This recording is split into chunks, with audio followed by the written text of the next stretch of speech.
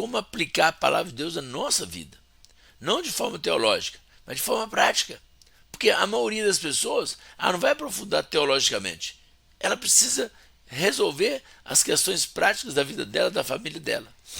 E aí, trazendo aqui esse assunto de dupla personalidade, o que muitas famílias sofrem é disso. Dentro de casa a pessoa é uma, fora de casa é outra. Aí eu lembro de Naamã.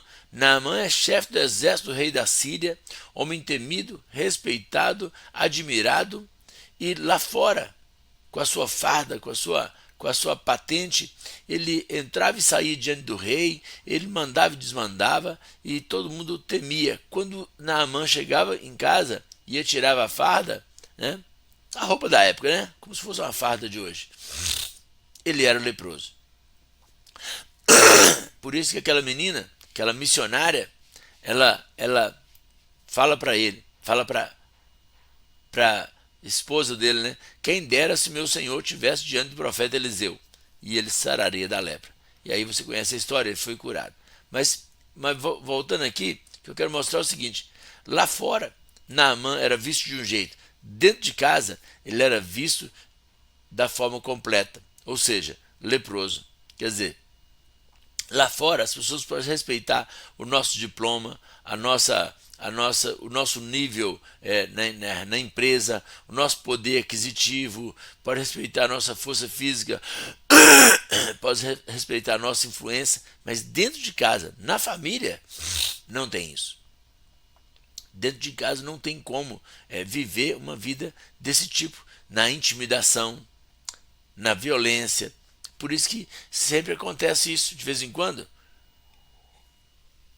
Você tem notícias de alguma pessoa famosa que cometeu violência doméstica, que alguma pessoa famosa matou a outra, que o filho de uma pessoa famosa saiu de casa, que o filho de uma pessoa famosa não conversa com os pais. Por quê? Porque não aguenta essa falsidade.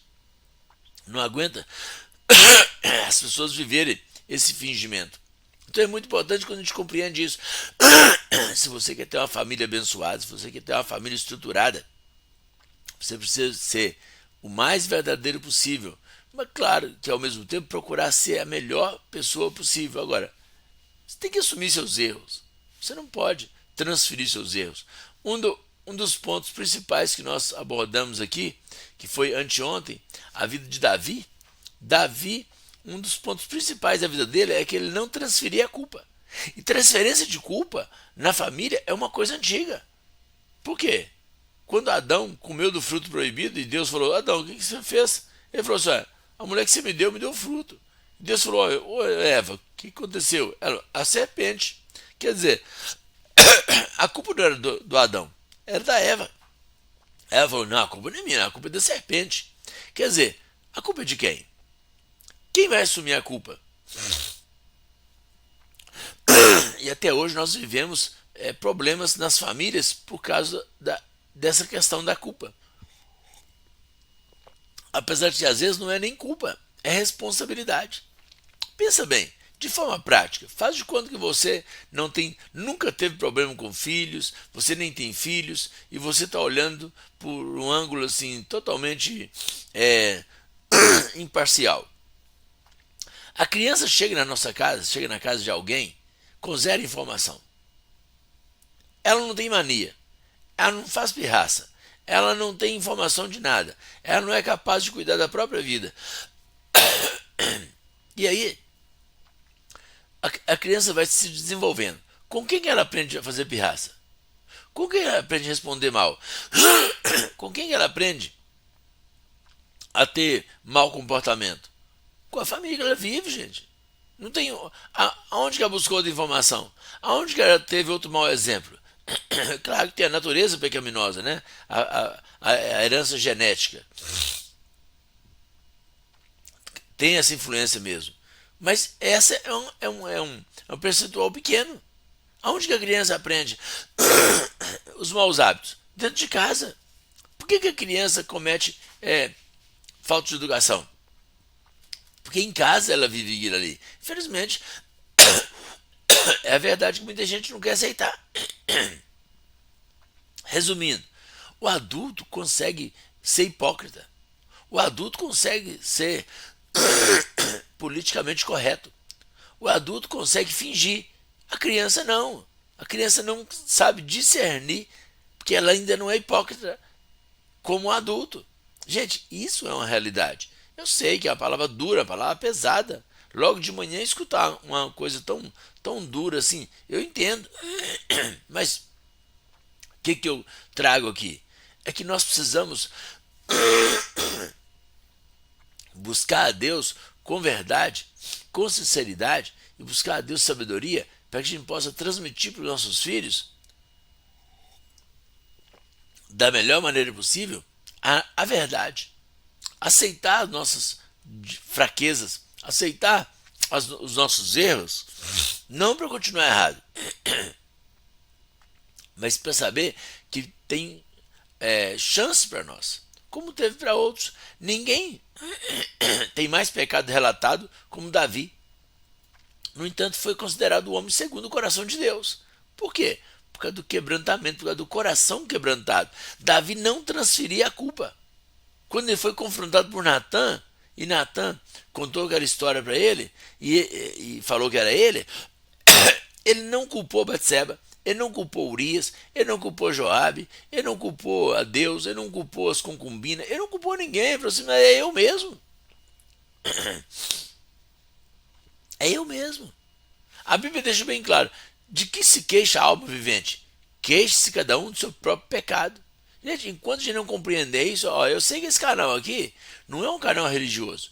A proposta desse canal não é essa. A proposta desse canal é falar da família.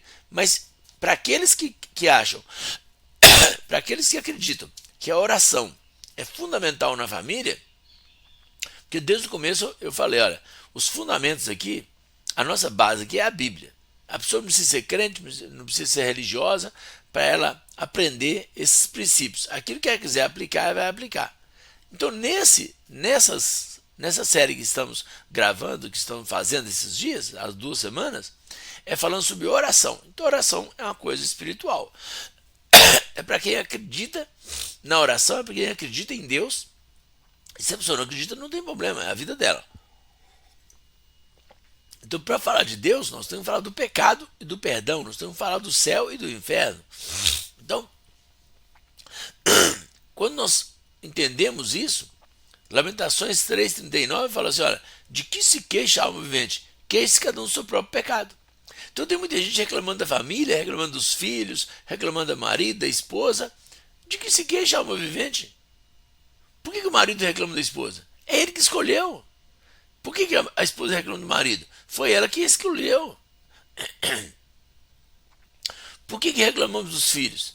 Eles são criados do nosso jeito. Ah, mas eu não pude criar meu filho. Então por que você arrumou seu filho?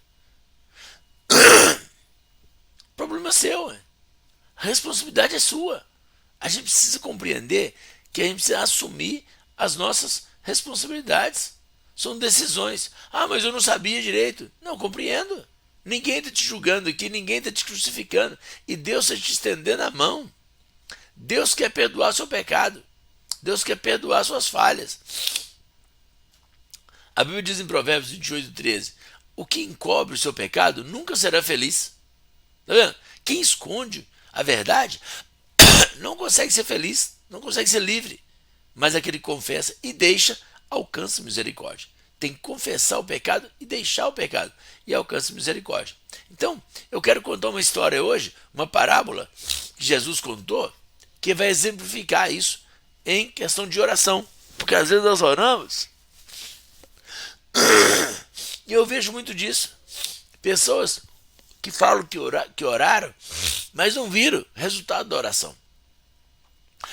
E quando elas vão relatar como foi a oração delas, a gente percebe que a oração não foi feita como deveria ser. Então eu